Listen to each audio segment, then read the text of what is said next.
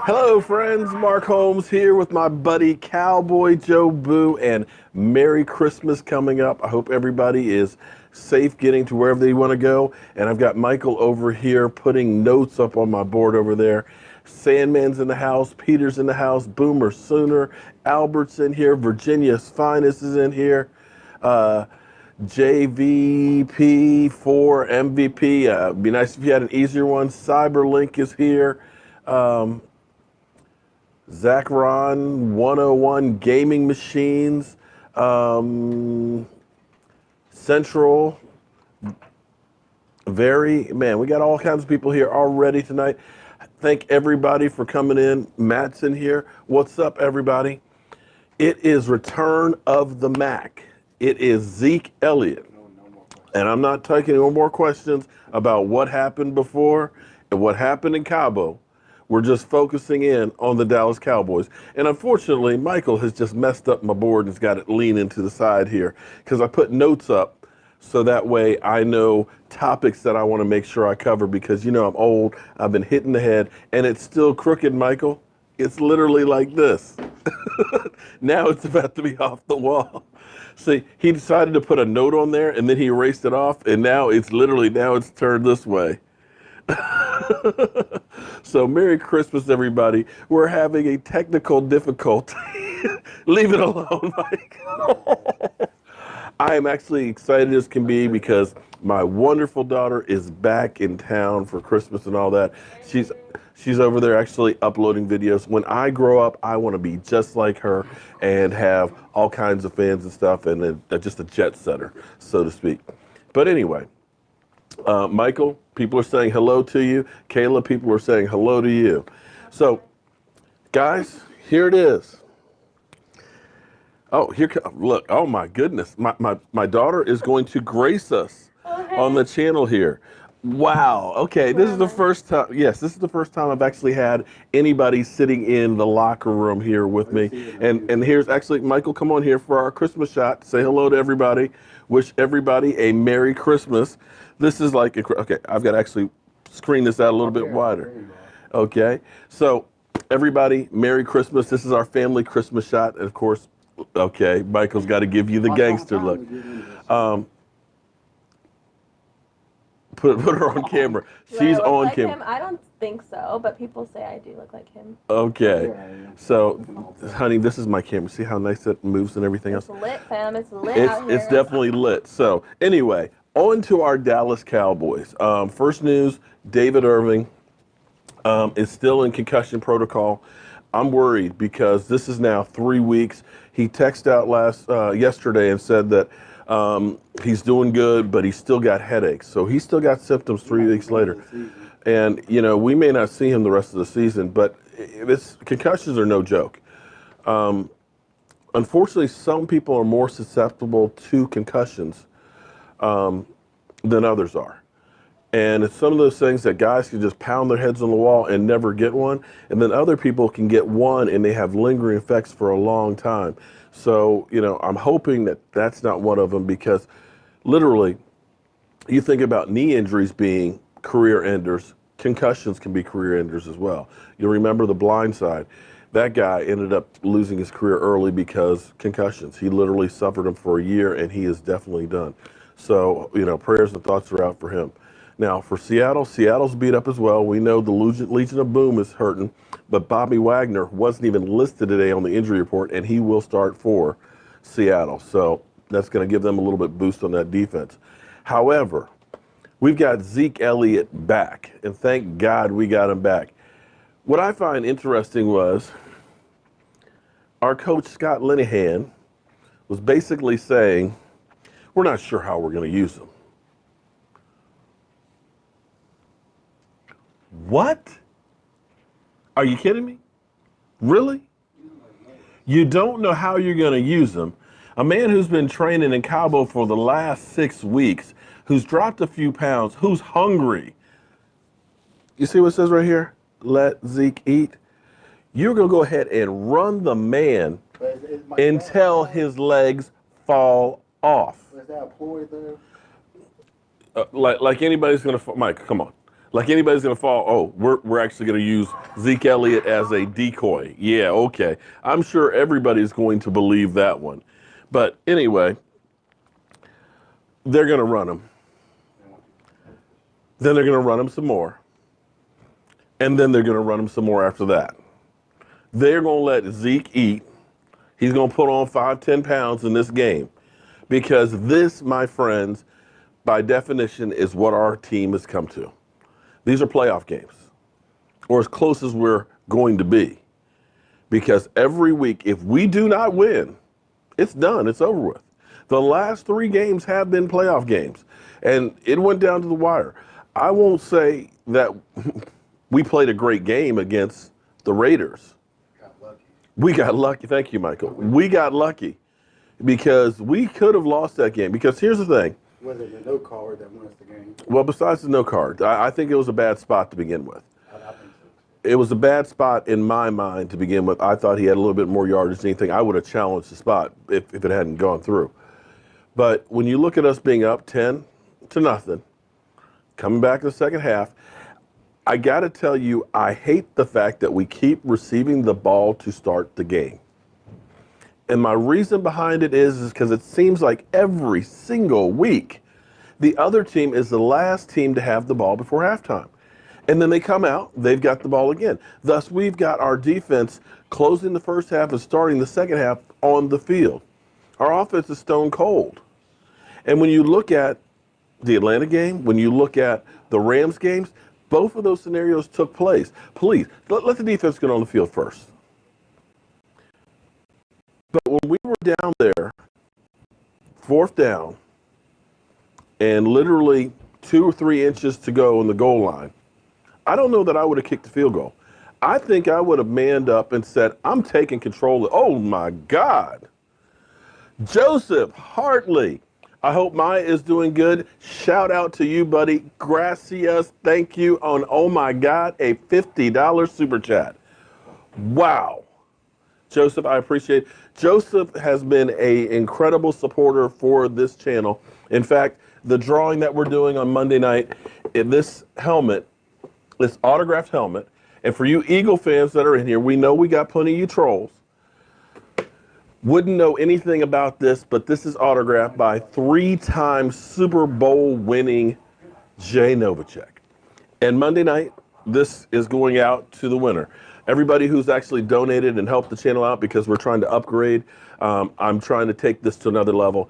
Either I'm going to work for ESPN or I'm going to be ESPN. And with your guys' help, we're going to take this to another level. So in here, you see all of these. These are all of you fans that have donated. Monday night, we're going to do a drawing. And we're going to have that given to the winner. And we're going to do weekly drawings. So shout out to Joseph. I appreciate it. All the love and the support. But forgive me, I've got a little bit of a cold and a little bit of, just, ugh. Matter of fact.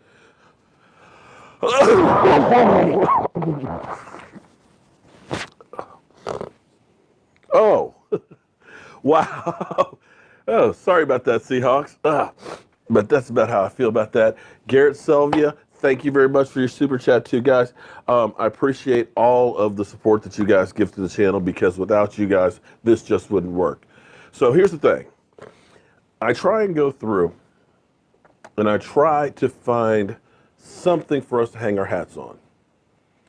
Something to make us feel good because, you're going to always hear, we've been hearing for weeks that the Cowboys have no chance to make the playoffs.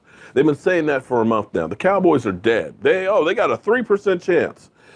Have you ever watched a game on, go to Bleacher Report or NFL and all that and watched it on live because you don't have it on TV? And it's funny because they have the percentage chances of winning. And I remember watching one of the games on there, and I can't remember the 2 teams, but we'll just make it hypothetical. But they had a 90% chance of this team winning. And it kept saying, you watch the whole graph go, 90% chance of them winning.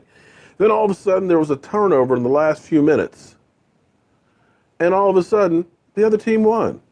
So that 90% that they had of winning, it was wrong. All of a sudden they just dropped to 5%. Oh. So it really doesn't mean much that they put out there because it just doesn't. Did you think after starting out 0-4 that the Chargers would have an opportunity to try and make the playoffs? No. They could have said that. They got no chance. They're 0-4. Only one team has ever made the playoffs after going 0-4. Well, it was the San Diego Chargers in the years back.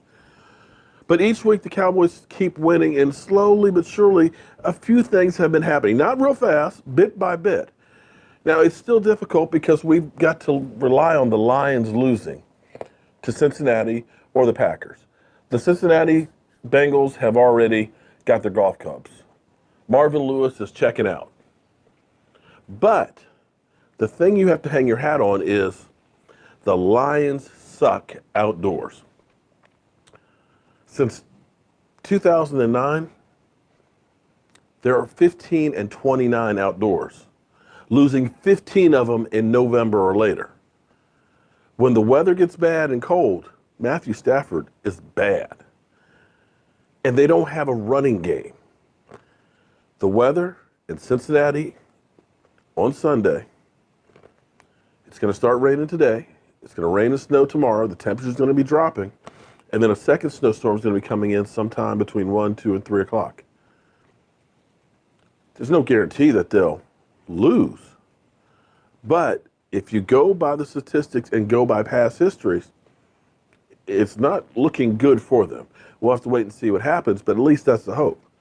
Now, Atlanta has to go play against New Orleans, and New Orleans was robbed the last time they played them in New Orleans. I've been in New Orleans and seen the Cowboys get their ass handed to them. New Orleans is a hard place to play. They have a home field advantage, just like Seattle does. So I think New Orleans gets that win.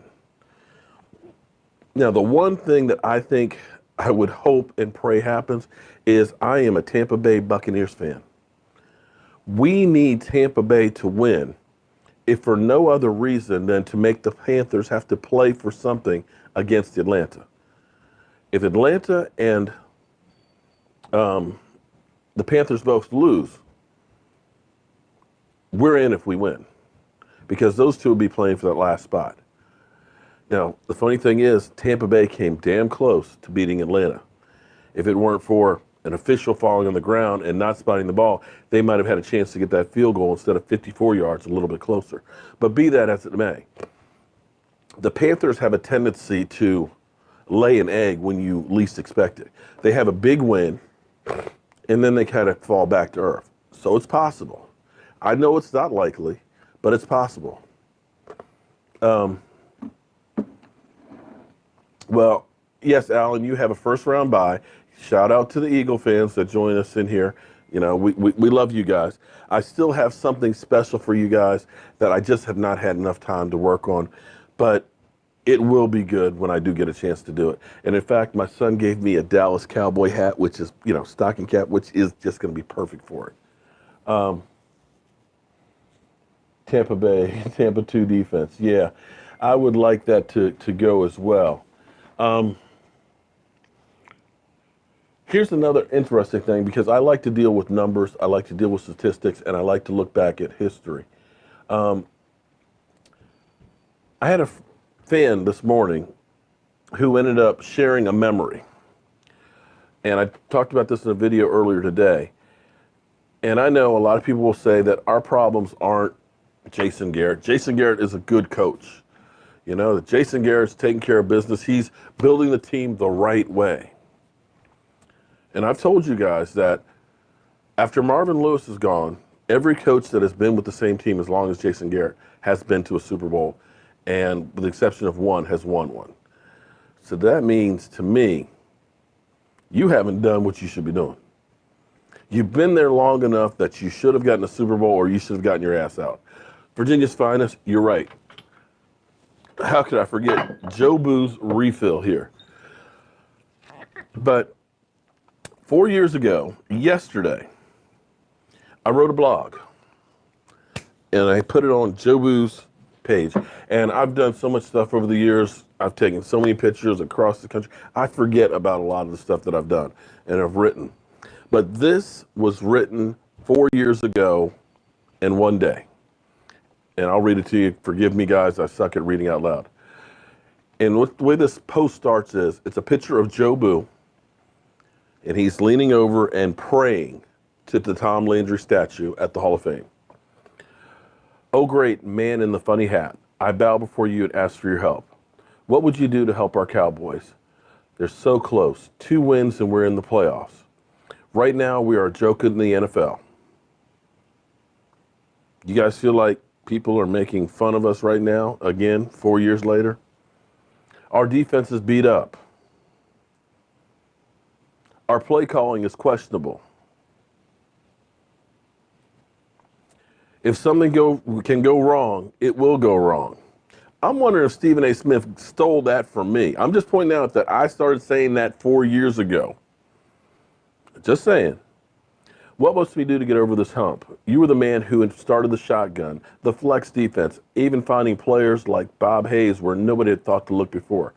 20 straight years with a winning record.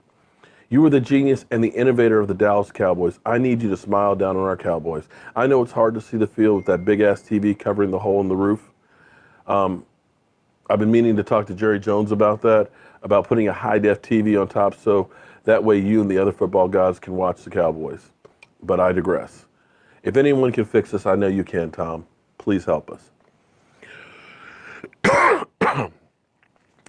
We are in the exact same place, verbatim, guys, of 4 years ago.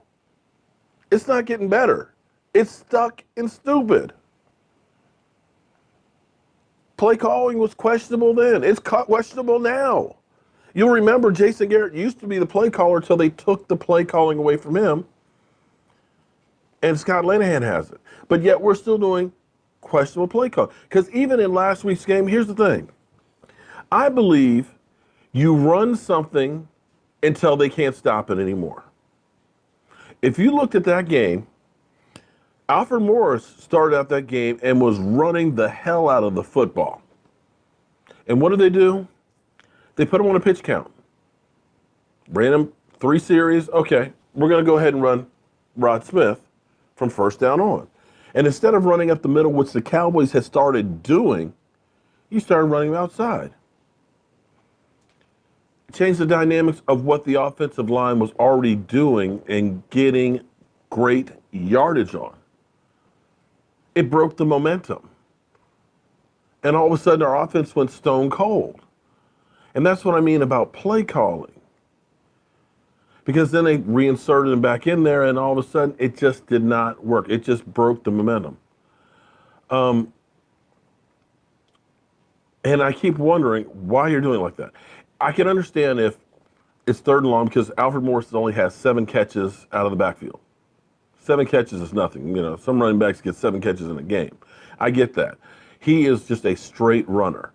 So if you want to do a changeup, Rod Smith is a great changeup out of the backfield, screen guy. You bring him in on 3rd down. That's your changeup. 1st and 2nd down, you get Alfred Morris pounding that rock. Then you bring in Rod Smith for a changeup on 3rd down. Get those guys jumping. You don't just change completely and go away from him until he gets cold. And that goes back to play calling.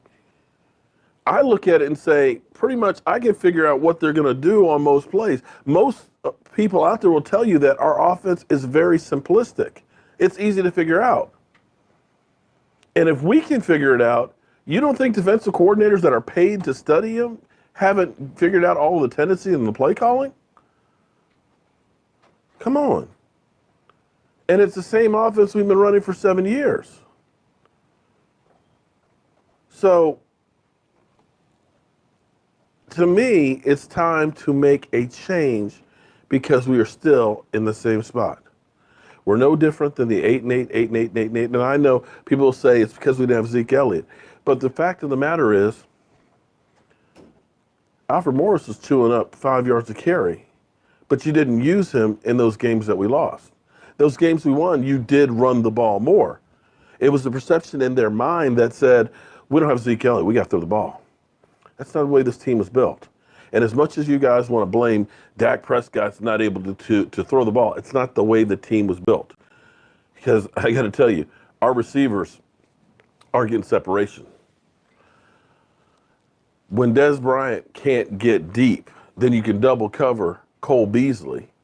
Jason Garrett still gets open, but you notice there he's dropped about a yard per completion. So it's being contained. The field is being shortened up.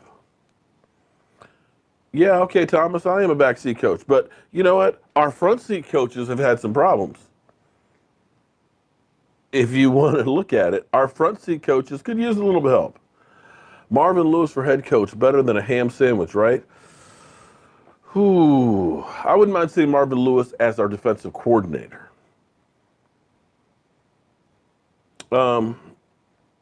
Johnny Quest, welcome to the show. Cleveland Brown, how you doing tonight? Michael, C13, Robert, Zeke is going to eat. That's one thing we know. Zeke Elliott, I think, is coming back with a vengeance. But it was interesting. Well, Thomas, our front seat coach sucks. I have to agree with you on that. Des needs to be cut. I think, honestly, Robert, a lot of people will say, oh, trade Des Bryant. Well, problem is nobody is going to trade for Des Bryant at $16.5 million. Think about it. Nobody traded for Tony Romo, and you look around at the quarterbacks that are in the NFL. If you're telling me that you won't trade for a quarterback knowing that you don't have anybody, what do you think the chances are you're going to trade for a Des Bryant for $16.5 million? It's not going to happen. If somebody wants Des Bryant, they know that you're not going to pay him that kind of money. We'll just wait it out. Thank you, Teal. I appreciate that. Yeah, Shell. He does. He runs the same 5 plays over and over and over again. Now, that works. Now, here's the thing. That works when everybody is healthy and on the field. You can get away with running those because you can outman other teams to a point, outmuscle them. But the problem is Tyron Smith has got a bad groin, a bad knee, a bad back. You got Lyle Collins, who's still fitting into being that right tackle, taking on the best pass rushers in the NFL week by week. You got a Byron Bell playing sometimes guard or sometimes filling in. And then, of course, you lose Zeke Elliott. So when you don't have those number one guys, that's where coaching really comes in. It's easy for anybody to coach the best players in the NFL against subpar guys. Anybody can do that. It's a lot different when you're evenly matched or undermatched. That's where creativity comes in. Like I was saying in this post right here, we always have had great players with the Cowboys. But Tom Landry was able to find different wrinkles, different plays, different looks to confuse you. Bill Belichick will always find 3 or 4 different plays every game that he wins just because of coaching. He'll throw a wrinkle into you. You know, you'll see him have all the defensive linemen standing up, rushing, and the offensive line will look like, and they'll put a hesitation like, what the hell are they doing? They will throw a curveball at you to get you off of what you're doing. We don't get that in Dallas. We don't. And what drives me crazy is, you know, guys, I always tell you I'm old. I'm real old. And I've seen the team when things were good. Growing up here in the Washington, D.C. area, when the Redskins were good, the Cowboys were good, you knew somebody from the NFC East was going to Super Bowl. It was a bloodbath.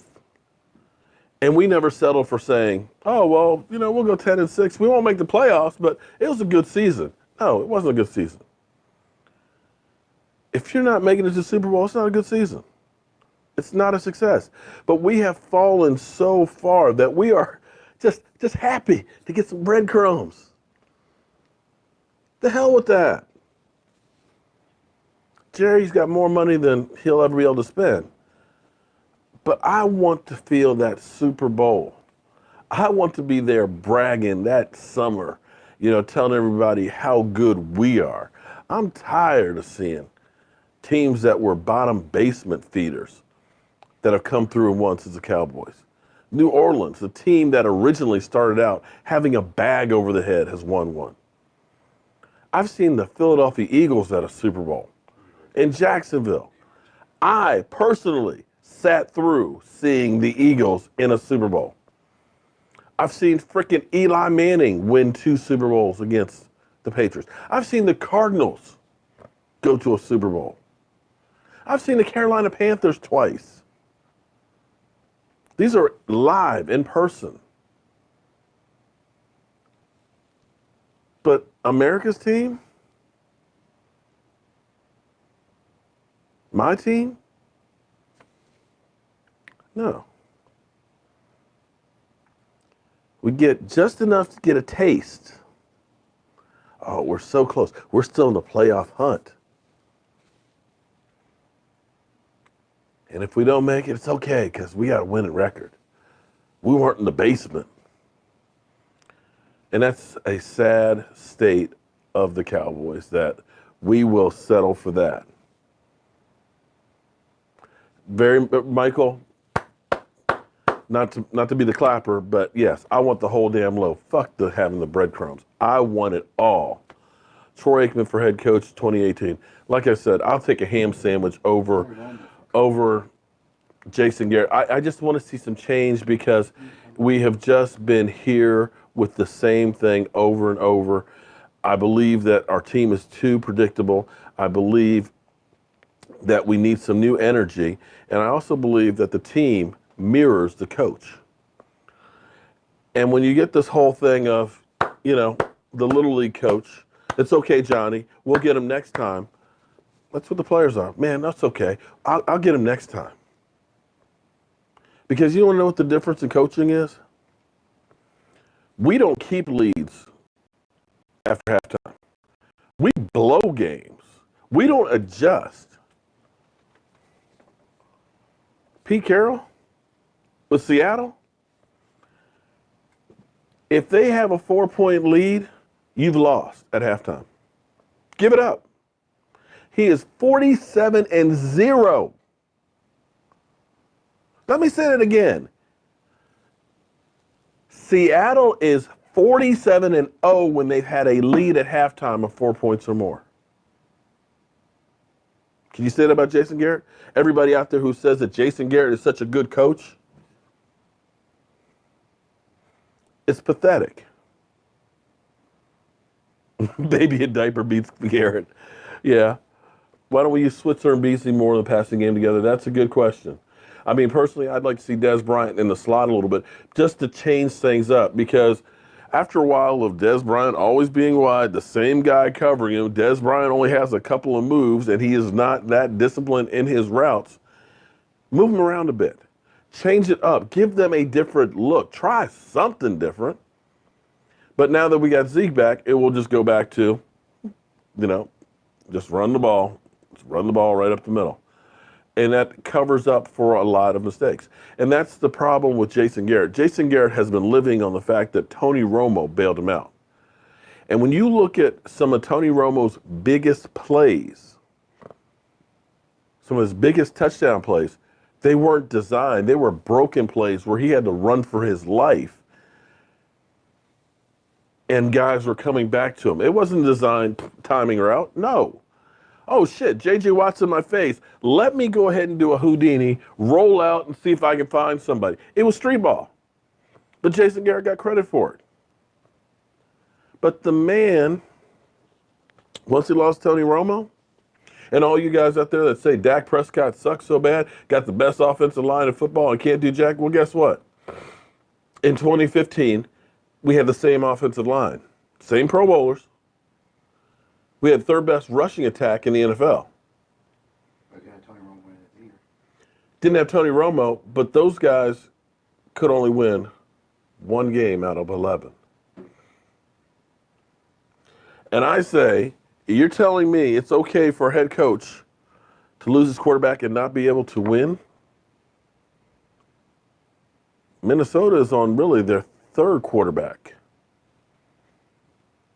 I believe they're second seed right now in the NFL.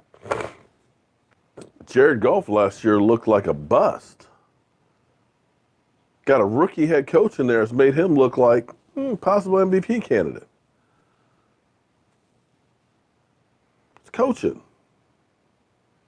But anyway, let me stop roasting Jason Garrett. Because at the moment, because we got all offseason to roast Jason Garrett, at the moment, we're hoping that we can get in the playoffs. Now, I saw somebody was talking about Michael Irvin. Here's the thing on the Michael Irvin part, and it's amazing because when I got up this morning, I looked at this article and I see a picture of Michael Irvin. Michael Irvin named an NFL Network harassment case. I was like, oh shit, okay. Then after I start reading it, it's really more about Eric Davis because Eric Davis has done a whole lot more things. The woman who did the original suit, her assistant, who's been there for 2 years, had said that Eric Davis had, grabbed her hind parts and stuff. He would hug and linger a bit longer, or he would kind of grind his junk on her thighs and things like that, and, make a lot of moves on her.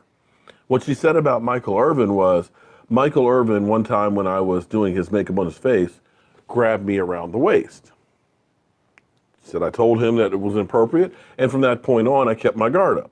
So the only thing Michael Irvin did was grab her waist, and I'm not saying that that was right. But there's a big difference between him grabbing her waist for a second and grinding your junk up on her thigh and grabbing her rear end. Yet the article was a picture of Michael Irvin in bold letters. Michael Irvin named the case, and I'm kind of like, okay, this is definitely getting to be the point of just trying to use Michael Irvin to get everybody to read the article and basically slay him and, of course, the Dallas Cowboys. So that's my point on that situation. Merry Christmas to you too, Paul.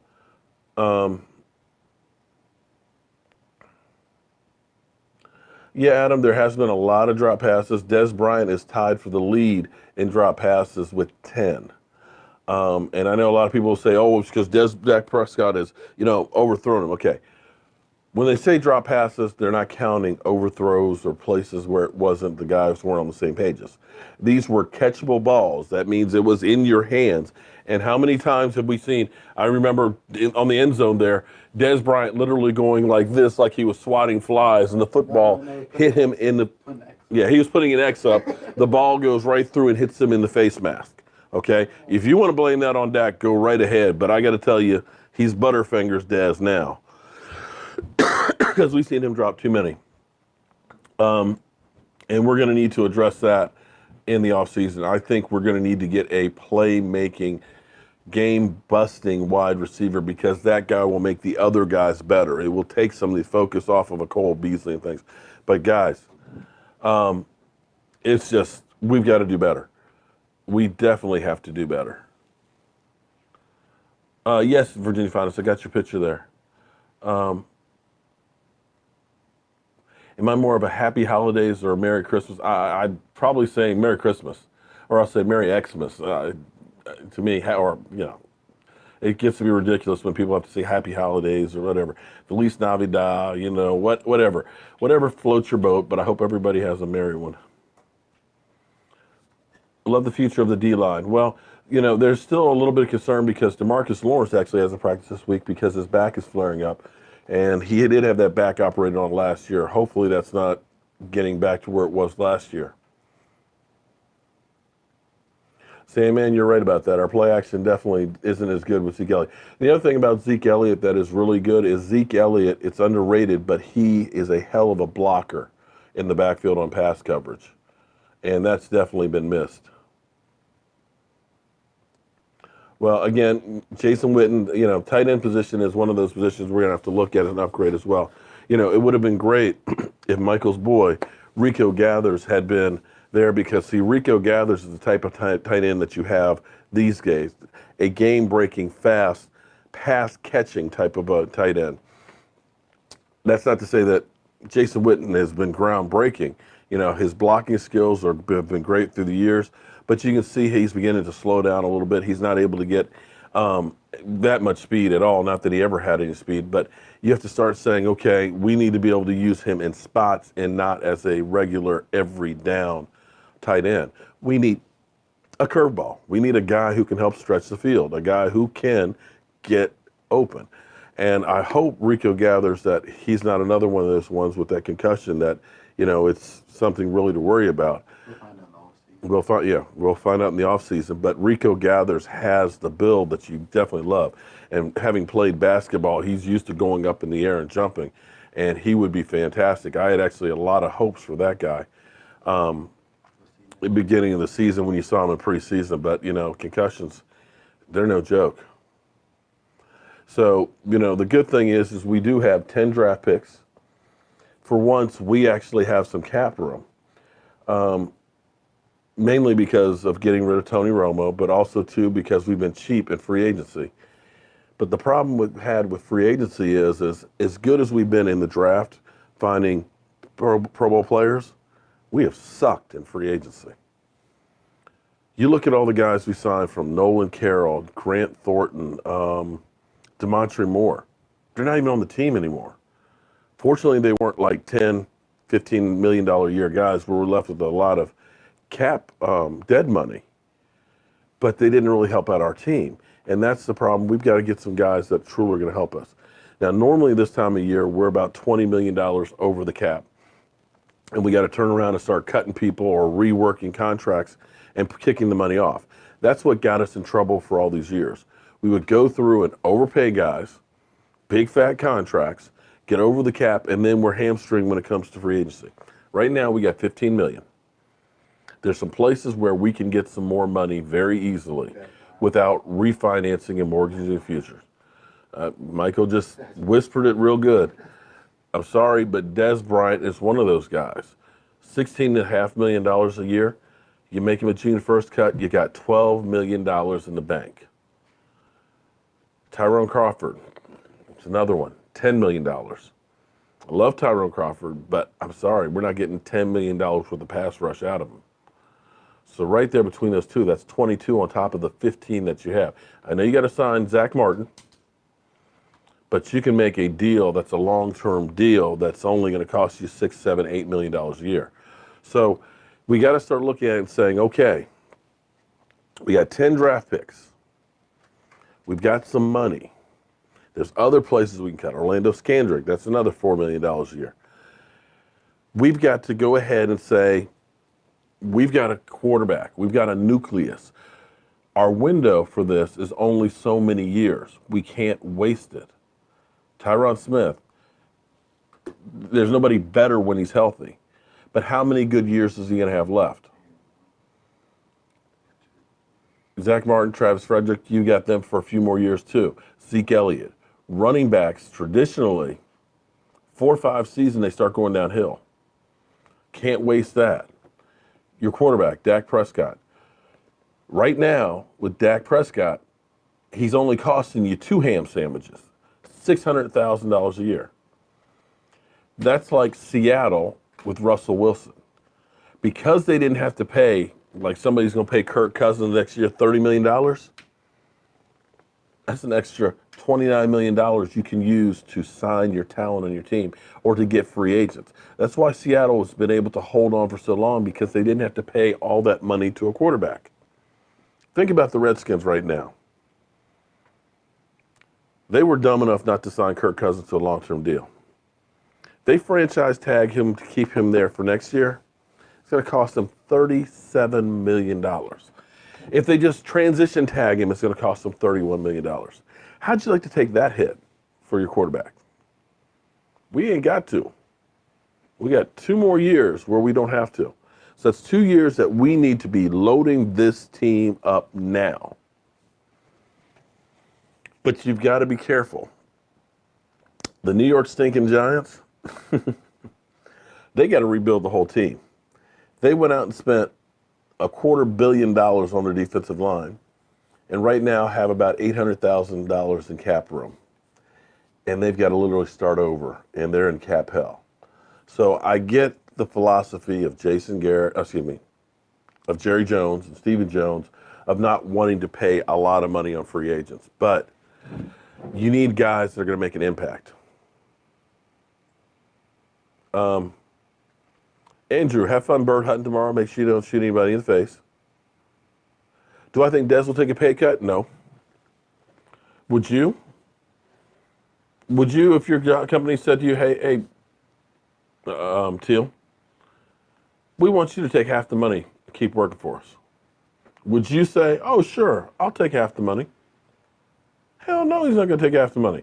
They tried that with DeMarcus Ware. DeMarcus Ware said, you can restructure my contract. You can write me a check and, kick the numbers down the field. He's not going to take a pay cut. I wouldn't. What's his name? Murray, same thing.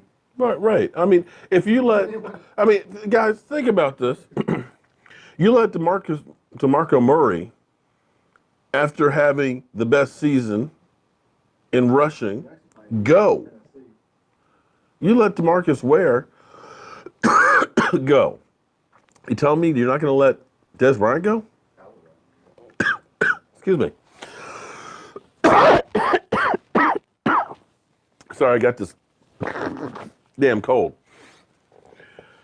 Why is it people think that normal rules won't apply to Dez Bryant? What you got to understand is we're trying to run a business here. It's not personal. It's just business. You have to understand you don't hold on to people for too long. Take a look. Oh, God. I hate New England with a passion, but I'm afraid that they're going to be at the Super Bowl again. The AFC sucks. New England's going to go all the way. But New England, you don't see them giving out gold watches to guys that have retired as New England Patriots, do you? They keep Tom Brady. They find some parts to go along with them. They stockpile draft picks. They play the guys young. When they want to get paid, you ship them to Cleveland for draft picks, or you let them go. You ever hear about New England being over the cap and having to restructure contracts? They did a couple of times early in Tom Brady's career. They don't do that anymore. They don't have guys that age out and retire. You got to understand that football players are a commodity. You got to know when to hold them. You got to know when to fold them. And if you can get something back for a guy while he's still productive and get somebody young to take his place, you do it. You don't keep holding on to these guys and say, oh, we're going to retire him as a Cowboy. No. I know that's cold, but that's the nature of the business if you want to win. And by drafting guys young and playing them young,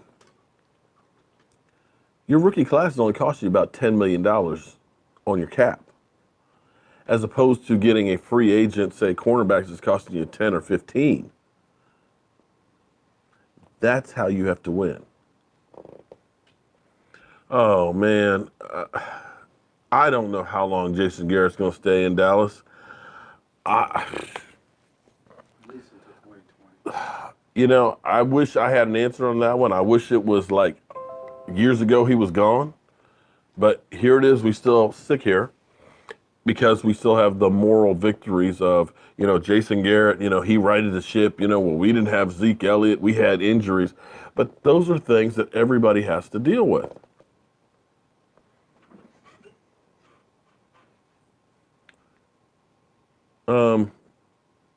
Eddie, you're right. He's dropping passes like T.O. Leads the NFL in drop passes with 10. Is that an Italian accent? No, I don't think so. It's a I've got a cold and a stuffy nose accent. Brando Scott, here's the thing. Yeah, this is where people start going through and blaming it. Well, he was one of the top ones with Romo.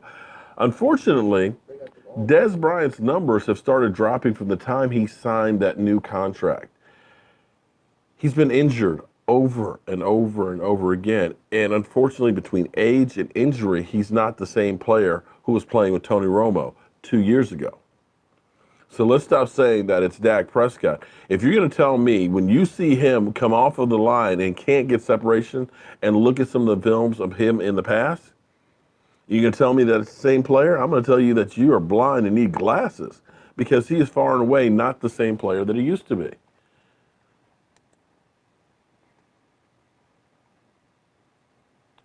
Oh man, yeah, Blue Stars, you're right. How many times have we seen Terrence Williams have the ball in his hands and it just can't catch it? He's a body catcher, and it's bad. And yes, Brandon Scott, yes, Dak, everybody has to do better.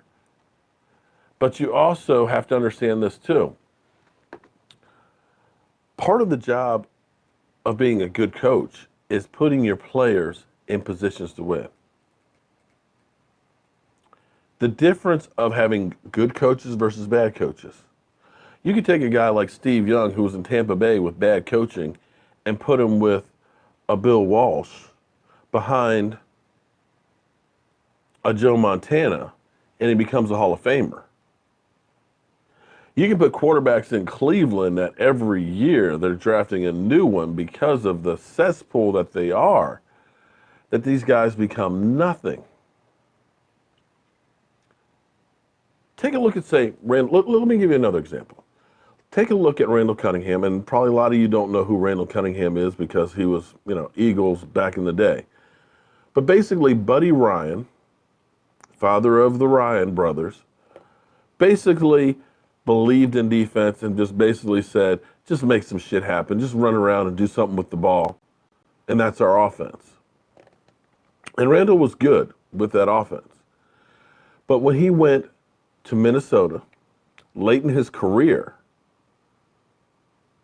had good coaching with Dennis Green, all of a sudden he was leading the NFL in touchdown passes. The difference was having a coach that knew how to use him and used him to his talents and strengths. Jason Garrett is still trying to run the offense like he has Tony Romo. And that's not to say that Dak Prescott isn't a good quarterback, but Dak Prescott's attributes are different than what Tony Romo's were. Tony Romo was more of a street ball football player. If the play breaks down, I can roll around, buy myself some time, and find somebody that's open. That's a rare commodity. You can't coach that. And certainly Jason Garrett has never coached any quarterback to be anything. Tony Romo was taught by Sean Payton. So when Jason Garrett got here as offensive coordinator, Tony Romo was already the starter, already had his skills. And you can't say that Tony Romo became that much better under the guise of Jason Garrett. You look at all of the quarterbacks that have been drafted, all the backups that have been here for the Cowboys, what have they done? I'm just saying. Dak Prescott didn't learn anything really from the time he ended up becoming the starter. There wasn't enough time.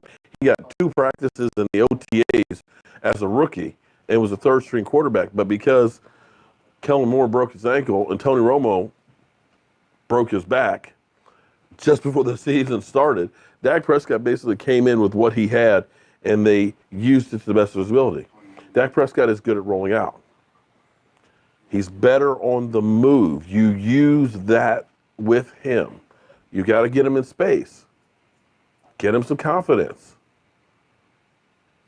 But they're not doing that. It's so predictable. And that's what I say, that coaching has to be is part of it. Yes, Dak Prescott is doing some bad throws. He's making mistakes like everybody else. But when you're not able to run the ball, when you're getting sacked 8 times in a game, not too many quarterbacks are going to be doing too much better. It's a team sport. As much as everybody wants to blame the quarterback, it's a team sport, and you have to look at everything that's going around with the team.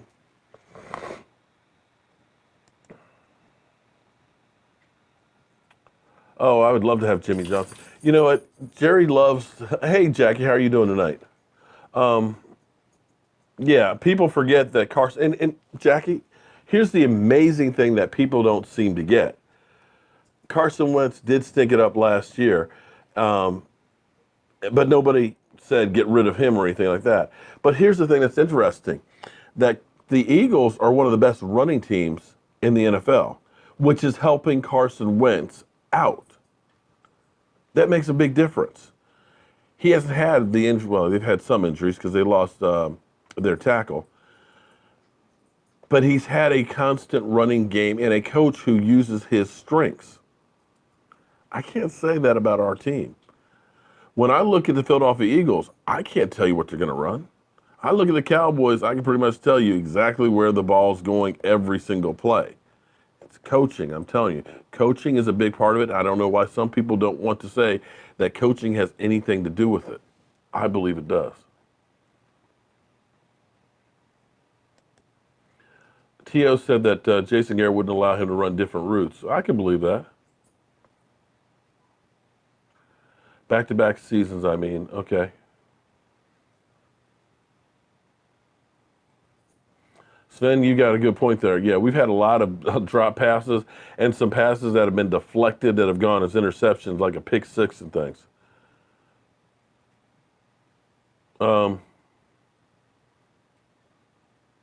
Yeah, Mr. I like that, Mr. Wentz is fragile. Yeah, that's one thing. I said that before. I told my buddy Tommy Eagle, and I got to get Tommy Eagle back on here, that I didn't think Wentz was going to survive the season because he is built kind of like, God, I can't remember his name. They used to play with the Eagles, and they traded him to Minnesota. But you looked at his legs; he's got bird legs, and you looked at him and you said, if that guy gets hit right, he's going down. And that's what I thought about Carson Wentz. He's kind of lanky, he's kind of thin, and he does look a little bit frail. And I'll be honest, the tackle that he hurt that leg on did not look like it was that bad. The question will be for the Eagles would be, how long is it going to take him to recover? Because generally speaking, that's a 9-month to a year recovery. Will he be ready for the start of the season? And if they rush him back, will he make it through the season? Johnny Quest, you're right. The Eagles have found a good coach, just like the Rams. Think about the Rams. The flipping Rams were 4-12 last year. They got the same damn team, and look at them. Is Super Bowl one word? It's 2 words, honey.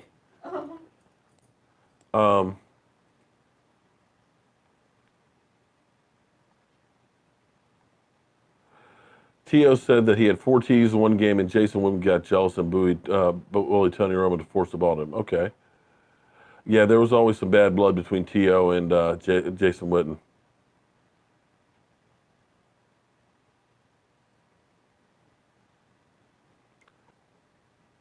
Dak Eagles the truth. Bradford, thank you. God, I'm getting old and forgetful. So, yeah, it was Bradford. Bradford, you looked at him, and it's like, man, he can't take a hit at all. One good hit, because it was amazing at the beginning of the season. They were talking about how great he played the first game, and he hurt his knee, and he was done for the year. Randall Cunningham was phenomenal, but again, that was a guy who didn't have good coaching. You look at Doug Williams in Tampa Bay. Hate to keep using Tampa Bay, but Doug Williams was okay in Tampa Bay, but he got with Joe Gibbs and ended up having one of the best Super Bowl performances of all time. I'm telling you, a good coach will make all the difference in the world. Think about Tom Brady. You look at Tom Brady when he had his combine workouts, you looked at him and said, is that a ball boy? Is that a ball boy that's out there? Because he looked nothing like an NFL quarterback. But Bill Belichick, he can lose Tom Brady and still win.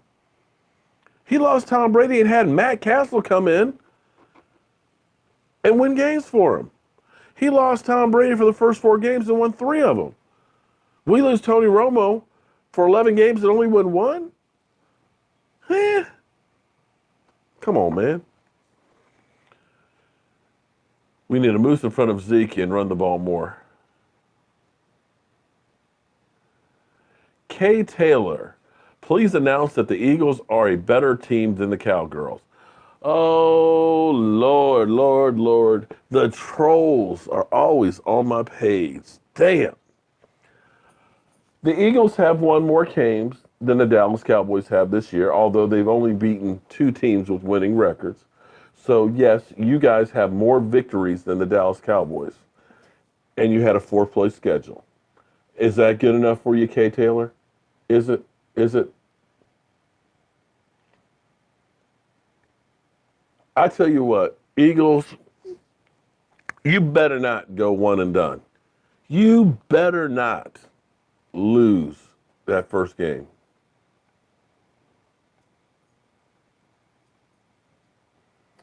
DT, you were right. Jason Garrett is a coach with no imagination. You're right.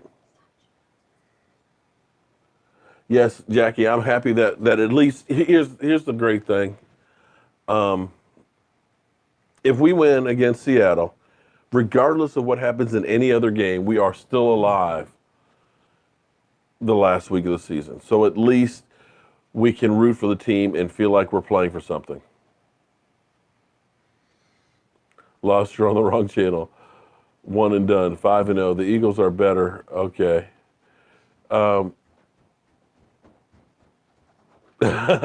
yeah, Chip Kelly. Boy, that was a mistake, wasn't it? Um, 1 and done. 37-9. Okay. Easy mark. We want them toasted. Yeah. Exactly. Eagles for life. You know what? And here's the thing. You would think the way some of your brethren have been talking, because you guys aren't as vocal as you used to now. But for a while there, you would think that you guys were the 85 Bears, that the Super Bowl had already been awarded to you guys because you were just riding about how great you guys were. So that's my point in contention is it's a long season. You benefited from an easier schedule. Don't get me wrong, beating anybody in the NFL is big because anybody can beat you. But until the season's over with, I say slow your roll a little bit.